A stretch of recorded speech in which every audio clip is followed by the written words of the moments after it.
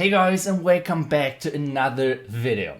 And today we want to talk about, well, I might actually switch my legend army. I think I have pushed with Queen Charge Hybrid for basically forever. But at the moment I really struggle with Queen Charge Hybrid and Legend, I have to say. I don't know if it's just the clan caster, I don't know if it's me not being able to execute the strategy, I don't know if it's the strategy on its own, I really don't know. I always felt like Hybrid was one of the most versatile strategies out there, was one of the strongest armies out there, but I don't know, somehow I cannot really find my grind with this strategy again.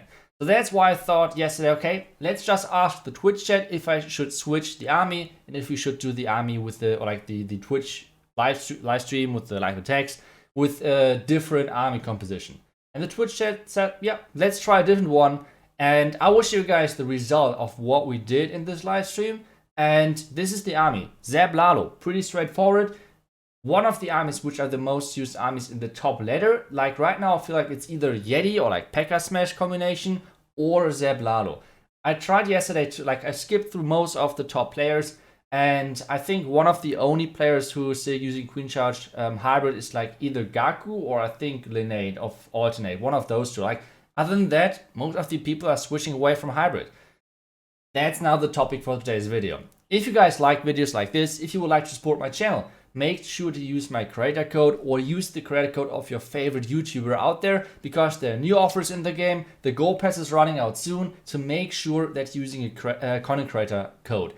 One more thing is, if you're not really sure about if the content creator code is running out, because remember, every 7 days the creator code is running out, then make sure that you re-enter the code, like just delete it and enter it again in, because then you have 7 days again the code in. Thank you guys so much for that, and let's get started with the first attack. And obviously, most of the times you're using the lightning spells for the clan caster. Like that's the default setup kinda. You have always to think about what do you want to use the lightnings for. On this base, I was thinking like, okay, let's use the lightning on the top middle tile of this air expo basically, which in the end gave me 2 expos, 1 ground, 1 air, multi-infernal tower and the clan caster. So pretty good zap value overall, I would say. The next thing is overall ring bases. Overall ring bases are pretty easy to attack most of the time with this strategy. So for example, if I would have had to attack this base with Queen Charge Hybrid, I think I would have had once again a really tough time. But I feel like Zeb Lalo is so much more straightforward, and I don't care if this guy had minions in the clan castle. I don't care if this guy had mass headhunters in this clan castle. I just do not care because I just use the lightning for that. And that's why I think it's so strong right now, because the clan castle itself got a huge buff with the last update. If you want to check out which clan castle is the best to use right now, check out my last video from yesterday. But now let's get into the attack back, because my plan right now is to get my royal champion into the core on top of the enemy single or like this ground expo. That's the goal right now. So far I got it. And what is the goal? Like, why do I do that? I want to get the sweeper, because with getting rid of the sweeper, I kinda somehow get the pathing for my Lalo, because with this sweeper up it would be pretty annoying. Now I'm really unlucky, like the sweeper is like the scatter is surviving with like 1 HP or something, which is kind of unfortunate, but still. Either way, now I'm starting with my Lalo, 2 hounds on the first air defense just to tank as much as possible. The most bases are not set up against Lalo either, which is great for us because this means it's even easier most of the time. And the reason why a lot of bases are not, or like what does this mean? A lot of bases are not meant to defend Lalo. First off, black mines are placed against Yeti Smash entries, so like wherever Yeti Smash most likely is going in, there are the black mines. And the next one, the red mines, are most of the time not really placed that well. Either way, we still have the warden ability for the core. We can still use the warden, which we're doing right now. And this means this strategy is not only good against basically most of the bases which are out there, but as well, it's one of the strongest armies to get rid of ring bases, which is really, really crucial right now. Especially if you have problems against ring bases, this might be the army which you could consider. But at the same time, do not be frustrated in the beginning if you do not get a lot of triples in the beginning, because this army is obviously not one of the easiest to execute. You have to have a really good game sense of where you can get the most value with your heroes, because that's one of the most important things in this attack. And then obviously the Lalo itself It's not the easiest either. So far still though, like this was basically one of my first attacks with Lalo after like I think 1 or 2 months or something like that. So really happy with the outcome. Now let's get to the next base. This is the next base, and we have a couple of options which we could use the lightnings for. On this one I kind of risk it and I try to go for the queen, the clan castle, and the eagle. So a lot of value because obviously whenever you can use the lightning for one of the enemy heroes, queen or the royal champion, it's huge value. The next thing, that's kind of the difficult part for me personally, finding the right location where to put the heroes down. On this one, I decided, okay, let's try to go for the scatter and let's somehow try maybe even to go for the enemy royal champion. That would be awesome. On my army composition, which I'm using right now, I do not have an ice golem. A lot of people are asking me, Itsu, when do you bring an ice golem for Zeb Lalo? And the simple answer, or like I don't know if it's a simple answer, but the answer is just straight up, it depends on your style.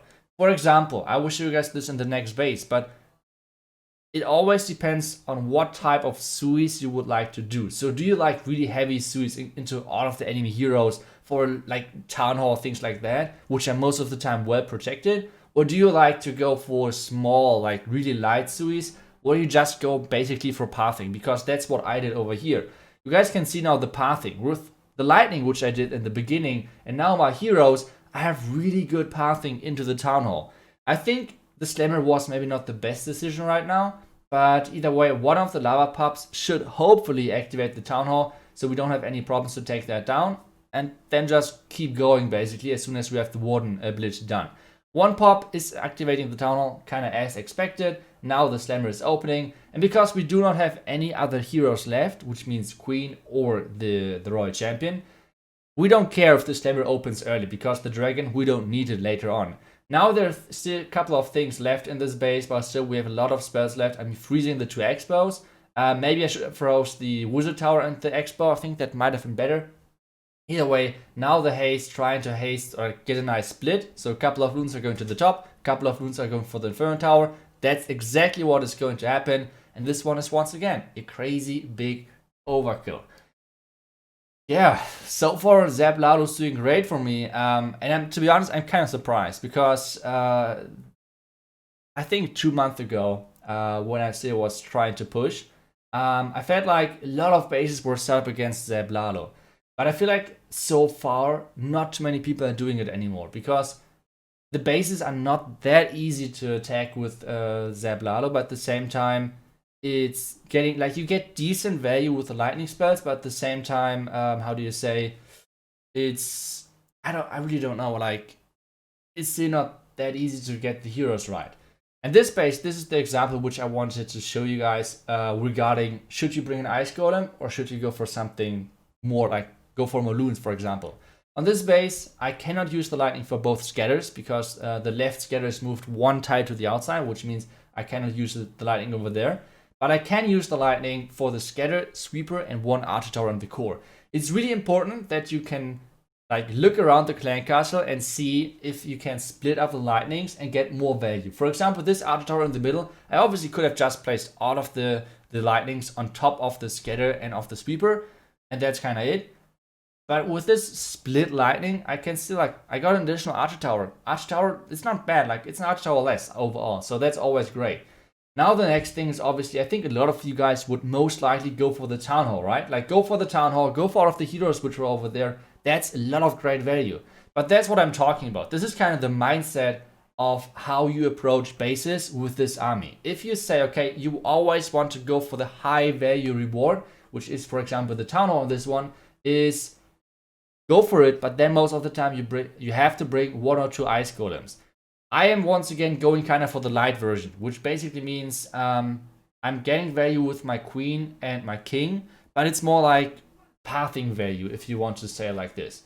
So what I'm doing over here, I'm trying to get rid of both multi-inferno towers, which this, like what this does, it creates really good pathing for my Lalo later, and overall it gets rid of a lot of like high value buildings without actually getting the most valuable defenses, which are, for example, the town hall or the enemy queen or the enemy royal champion. But normally you can just overpower those, because the next thing which I'm doing is kind of risky, to be honest. But I mean, it should work, right? So we're starting at the top side at this base with our Lalo and the town hall really far on the back end. So far it looks great, to be honest, right? Like the Lalo is getting in, there's not too much damage. We have to use the haste on the right side to make sure that the loons are getting out of the eagle shots basically and into the inner eagle range. But that's pretty much it for now. Now I'm using the blimp, using the warden ability later in combination with the warden ability in combination with the blimp. That's what I wanted to say. And now just a haste, keep freezing the scatter, and that's pretty much it. Waiting for the blimp to arrive, next haste, now the blimp's at the town hall, everything is down, using the warden ability, and this is once again the next overkill of the century basically. So, like I said, Zap Lalo right now, insanely strong if you can execute it. This might be my future push army, I don't know yet 100%, but I think I might switch. Hybrid for me is not doing too great. Let me guys know how Hybrid is working for you guys. Either way, thank you guys so much for watching, and I will see you guys back tomorrow for the next one. Until then, see ya and bye bye.